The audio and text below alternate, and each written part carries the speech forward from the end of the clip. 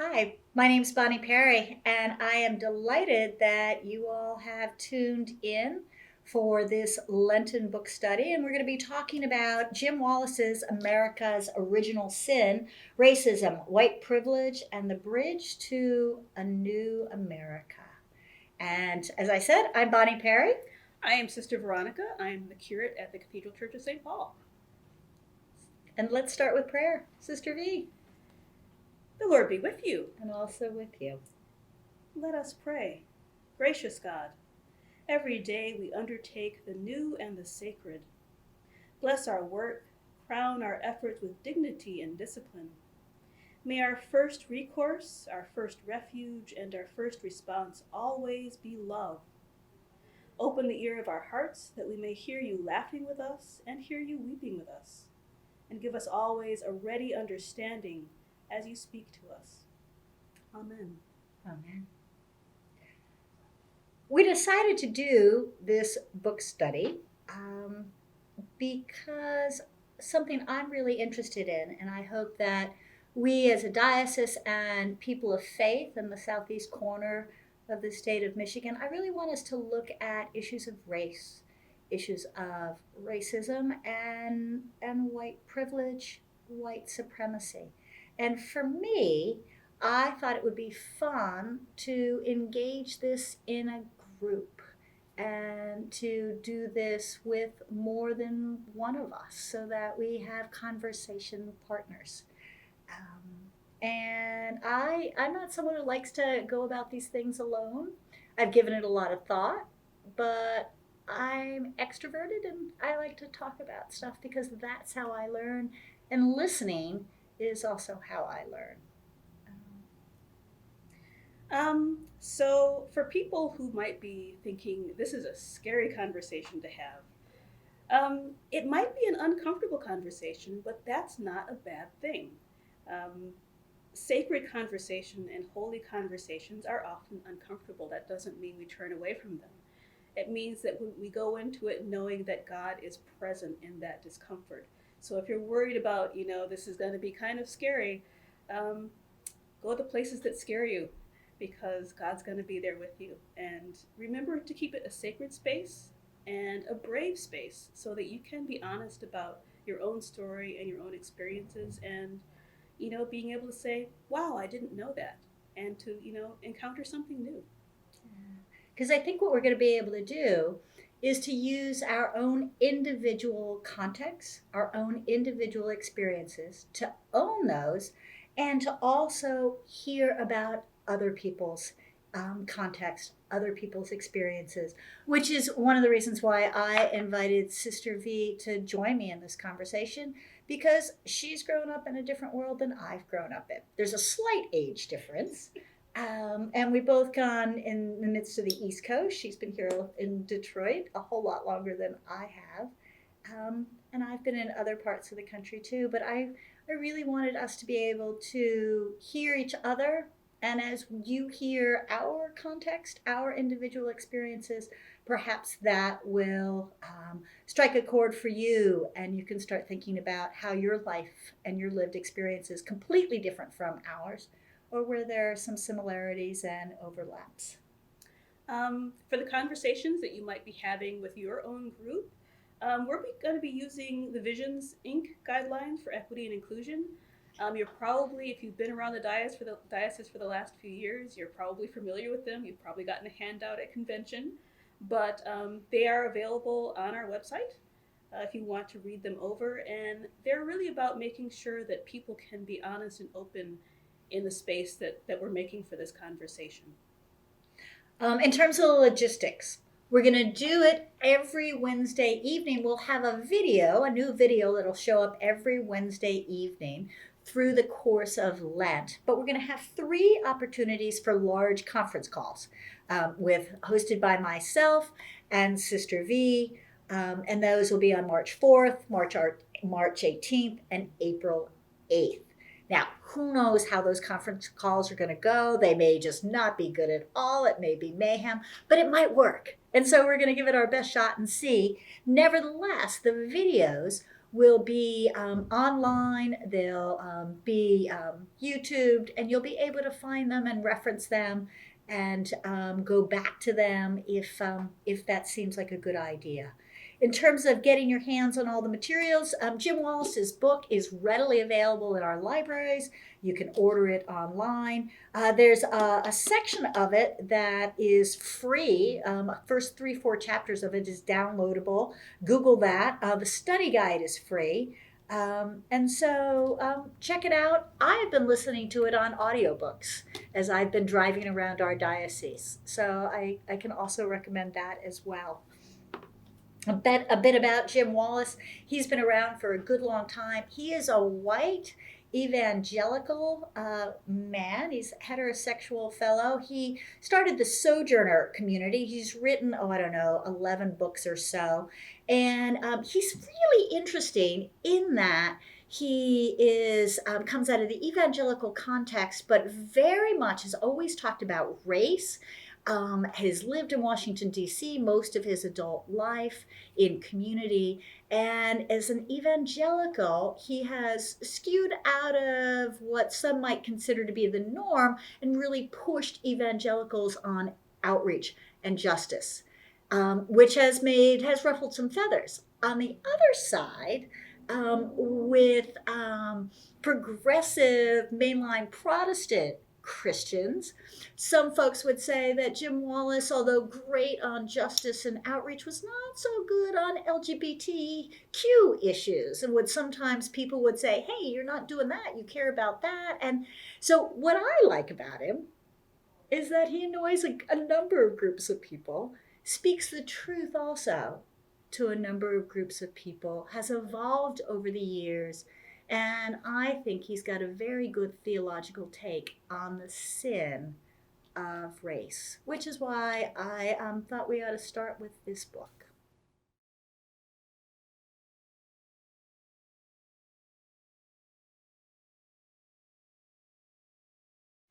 The talk. I didn't know there was a talk until about 3 years ago, until I started really finding out and doing some work on racism, some serious work on racism. I didn't know the talk existed. Sister V, you knew about the talk. I knew about the talk. It's slightly different for me because I'm female, but particularly my African American male colleagues in seminary, and actually some of the young men who've come, into my ministry here at the cathedral, have talked about, I have to be super friendly because there's an assumed threat to the black male body. That presence is assumed to be dangerous. It's assumed to be, there's an assumed criminality that's there. And so they're constantly working themselves out of this stereotype. When they first meet someone, they know that I have to dig myself out of this hole. So the talk begins with an acknowledgement that there is going to be an assumed criminality. There's going to be an assumed threat just about who someone is as a black man. Mm-hmm. And how do you navigate a society that's going to assume those negative things about you? Mm-hmm. How do you make sure that it doesn't endanger you? Right. Whether you're coming in contact with law enforcement or, someone like Trayvon Martin, if you're coming in contact with someone who just knows, you're that thug that I have to defend people against. Right. So how do you negotiate a society that's built around an assumption of criminality and threat? Yeah. And so, being very friendly, making sure that when you walk into a shop, people see your hands and that you're not, taking anything. And it's just all these little rules that I think as Black people, maybe we don't consciously think about very much, but we know that we have to live up to. What one of my one of our parishioners in my previous context told me is that I had to sit my daughter down and tell her that when you go into the store, because you happen to be Black, people are going to assume, white people are going to assume that you might steal something. And so her whole talk was letting her daughter know all the things that she needed to do to make sure she didn't arouse suspicion. Right. Yeah. And it's strange that, unless I'm doing something like this, I just know what the rules are and I don't consciously think about them. Right. But when I was preparing for this, I remember just a couple months ago, I went into a store and they didn't have what I was looking for. And I realized I just can't turn around and leave with my hands empty. I need to buy something, however small it is, and go through the cashier line so that no one will have that suspicion that, wow, why did she just come in here and walk out? What did she walk out with? And so I didn't really think about it until afterward that, other people don't have to live according to that rule. No. Yeah. Now, another one that I was struck by, I was driving home back from Christmas vacation 2 years ago, and this was right in the midst of police stop after police stop after police stop, resulting in black men being killed. Black men, presumed to be guilty, and I'm on Lakeshore Drive, and I get pulled over, and I haven't done anything. I haven't gone over the speed limit. I haven't done anything. But then I went, oh, my registration was expired. And I didn't know that. I get pulled over. I'm like, yes, sir. And he said, your registration's expired. And I was like, oh. And then I thought, oh, because the state of Illinois at that point was so broke, they stopped sending notices to tell you had to renew your registration. So I hadn't done it. And I was like, oh my goodness. And the police officer looked at me and said, well, ma'am, you might want to get that sorted out. I said, yes, sir. He said, have a nice day. And I pulled back into traffic. And I thought, I wonder if I had been 20 years younger and black, if that would have been the response. Yeah, it's a kind of a strange, I guess, sort of realization. I mean, I thought about it when Sandra Bland, got pulled over for not using her signal and ends up dead 3 days later. Right. And that's a realization. This could happen to me. So, I'm a really boring driver. Right. And maybe that's my personality, but maybe that's also a socialization as well. Oh God. Well, okay. Let's move from driving. Right.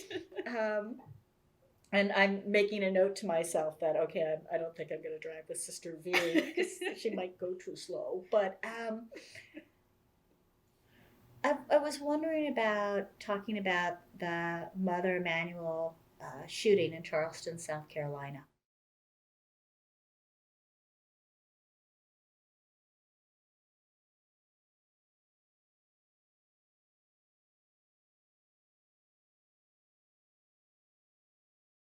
And it was on June 17th in 2015. And nine church people were murdered.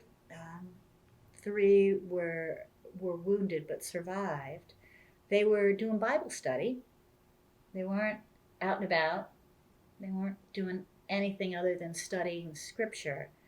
And a young man comes in, a white man, and sat with them for over an hour. Yeah. And they welcomed him. Mm-hmm. They welcomed him. They welcomed the stranger. And then at some point, after an hour or so, I believe he said something to the effect of, you people are taking over my country, and you need to be gone. And then he shot them. Do you remember where you were? I don't remember exactly where I was when I heard about it. But I think what I remember most was being very, very saddened by it, but not shocked. Right. And, realizing that for me, once, particularly after Obama got elected, there was part of us as a society saying, wow, we elected we've done first, it. Yeah, look at this. Look at this. Black president. Minority. Yeah. But almost immediately for me was, okay, there's going to be a backlash. And so I had been watching throughout Obama's presidency the rise in hate crimes and the rise in activity of hate groups. And so when Mother Emanuel happened, no, I wasn't shocked. And that's also very sad that it was not shocking to me at all. Yeah. And then, as a person of faith, what do we do after that? Because we still have to welcome the stranger. Right. We can't lock our doors. No, we and say, cannot "Oh, lock yeah." our doors. Yeah. No, our worship places. Right. We have to keep our worship doors open. We have to welcome the stranger. And I think I was away and and found out about it like 2 days later. And I remember I was shocked, just stunned. And and and this has happened after Ferguson and Evan Gardner, I think even Tamika Rice in Cleveland, and but I I was I was stunned that that in our country, church people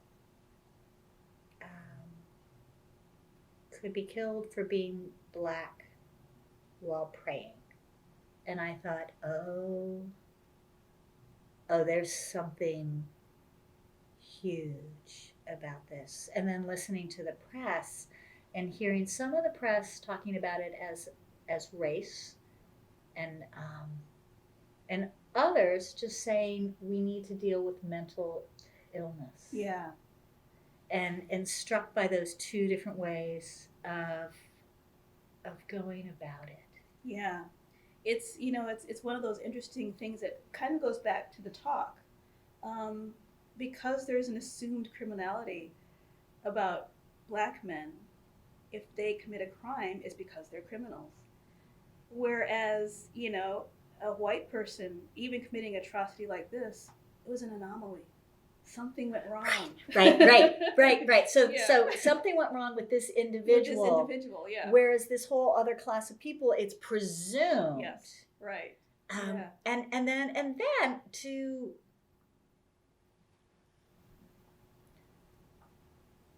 to know when I say that I have to think to myself, really? Is that really how we work? How our country works? And I think for me that this has been what I've been grappling with, is grappling with the idea that in fact I, as a white person, can live in this country that I have deep love for, and to wake up and to realize that the structures that I have never questioned have embedded in them a advantage for people who happen to be white, and an